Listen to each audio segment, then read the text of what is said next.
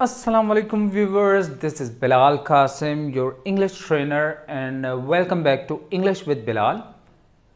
आज जो टॉपिक लेकर आया हूँ मैं आप लोगों के लिए, ये एक स्पोकन स्ट्रक्चर है जो ज़्यादातर स्पीकिंग में इस्तेमाल होता है। ठीक है, स्पीकिंग में यूज़ करने के लिए हम इस स्ट्रक्चर का इस्तेमाल करते हैं। तो चलें बढ़ते हैं हमारे इस स्ट्रक्चर की तरफ, लेकिन पहले मैं आप लोगों को बताता चलूँ कि ग्रामर और वोकेबलरी तो चलें आप इस YouTube चैनल से सीख सकते हैं, लेकिन कन्वर्जेशन या फिर स्पीकिंग के लिए जो आपको प्रॉब्लम होती है तो इसका भी एक सॉल्यूशन हमने निकाला है। और वो सॉल्यूशन ये है कि हमने व्हाट्सएप ग्रुप यानी कि conversational speaking English speaking group जो है वो क्रिएट किए हैं और वहाँ आप लोगों को स्पीकिंग इंग्लिश में करवाई जाएगी, वो भी फ्री ऑफ कॉस्ट। ठीक है, कम्प्लीटली फ्री है, कोई चार्जेस नहीं हैं।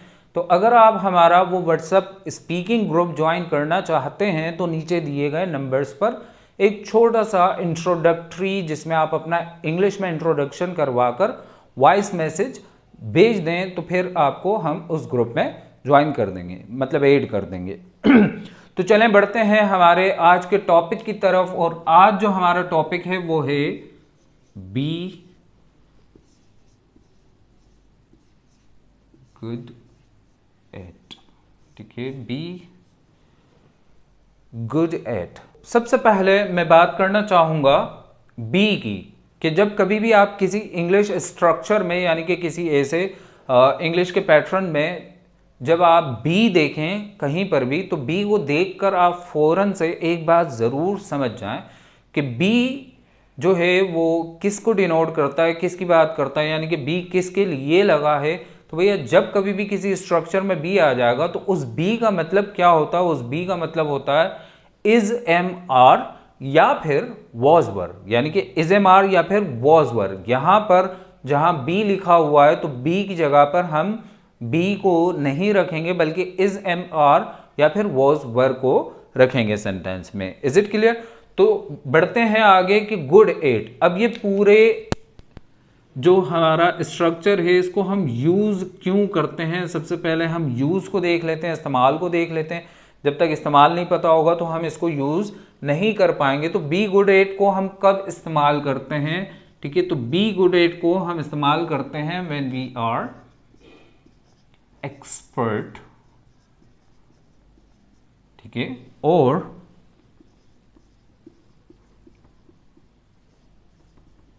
स्किलफुल। ठीक है, व्हेन वी आर एक्सपर्ट और स्किलफुल या फिर एक्सपीरियंस्ड, जब हम किसी काम में, किसी भी चीज़ में, किसी भी तरह का काम, ठीक है, किसी भी चीज़ में जब हम एक्सपर्ट हैं, माहिर हैं, स्किलफुल माहिर हैं, जब हमें बहुत अच्छी कमांड और महारत हासिल है किसी चीज़ पर, तो तब हम कह सकते हैं कि भैया जो है मैं फ़ला चीज़ में या फ़ला काम में अच्छा हूँ। ठीक है, जैसे मैं एक्सप्लेनेशन में अच्छा हूँ कि मैं अच्छा एक्सप्लेन करता हूँ, मिसाल के तौर पर कि मैं बहुत अच्छा एक्सप्लेन करता हूँ। जैसे आजकल की जनरेशन माशाल्लाह जो है वो सोशल मीडिया में बड़ी एक्सपर्ट है, माहिर है, तो हम कह सकते हैं कि भैया आज की जनरेशन जो है वो अच्छी है। किस चीज़ में अच्छी है भाई? एडिटिंग में या फिर ऑनलाइन वर्किंग में, क्योंकि ऑनलाइन हर चीज़ ऑनलाइन हो गई है, तो भैया ऑनलाइन अर्निंग में अच्छी है।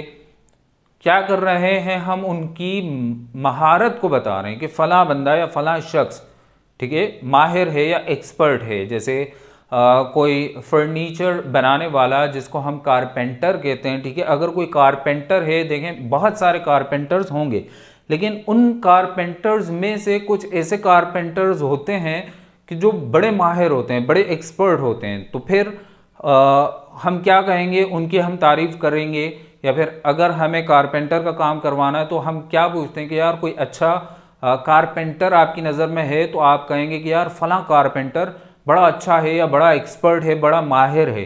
तो हम इंग्लिश में कैसे कहेंगे कि यार फला शख्स फला काम में या फला चीज़ में बड़ा एक्सपर्ट है या फिर माहिर है?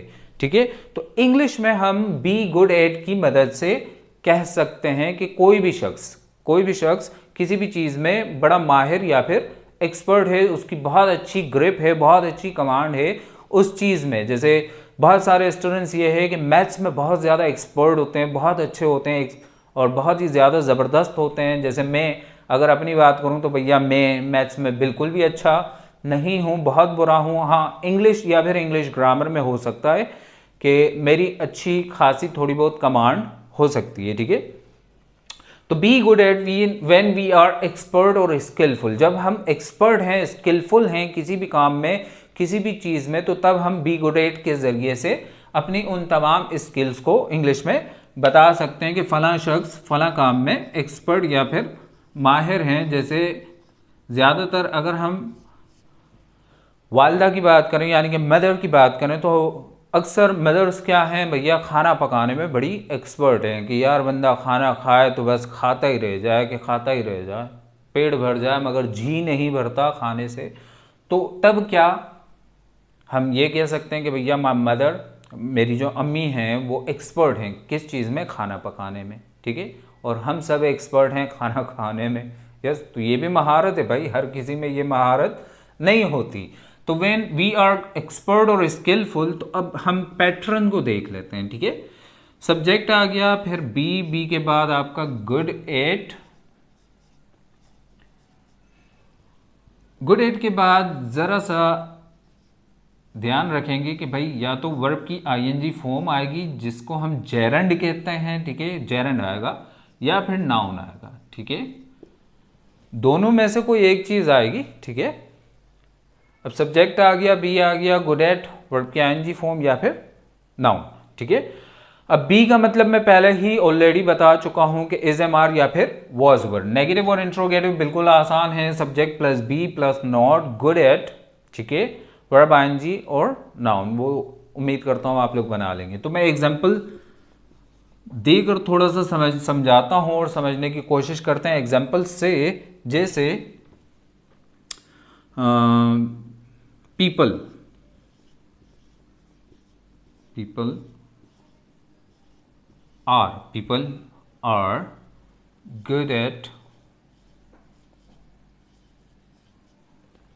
are good at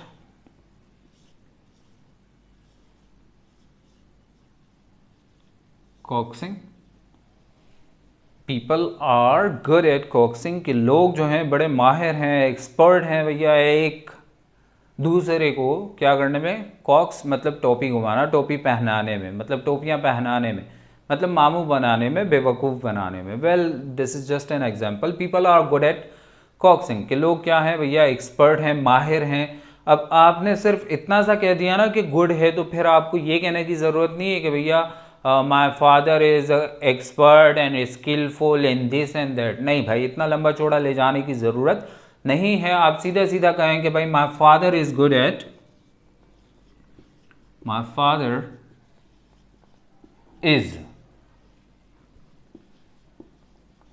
good at driving, okay, my father is good at driving, my friend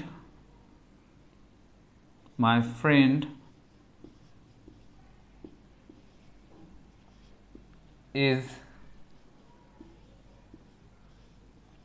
good at football. अब ये नाउन आ गया, ठीक है, फुटबॉल, ठीक है, वर्ब की आईएनजी फॉर्म नहीं लगी, या फिर क्रिकेट, या फिर कुछ भी, जो भी आप लिखना चाहें वो आप लिख सकते हैं। जैसे my friend is good eight football या फिर cricket, my father is good eight driving, ठीक है। अब पास्ट में क्या हो जाएगा, वॉज और वर्ड लग जाएगा। जैसे I was not good eight teaching, I was not good eight teaching, she was good at learning, she was good at studying, okay, is it clear. Well, B good eight की Urdu translation, मतलब उर्दू में हम किस तरह से B good eight के sentences को इस्तेमाल करते हैं, तो वो भी देख लेते हैं, ठीक है। जैसे उर्दू में क्या हो जाएगा, अच्छा हूँ, या फिर एक्सपर्ट हूँ, माहिर हूँ, उर्दू में हम कह सकते हैं जैसे माहिर हूँ, ठीक है। बी गुड एट अच्छा हूँ या माहिर हूँ, जैसे I am good at eating and they are good at playing football, ठीक है। She is good at playing guitar, ठीक है।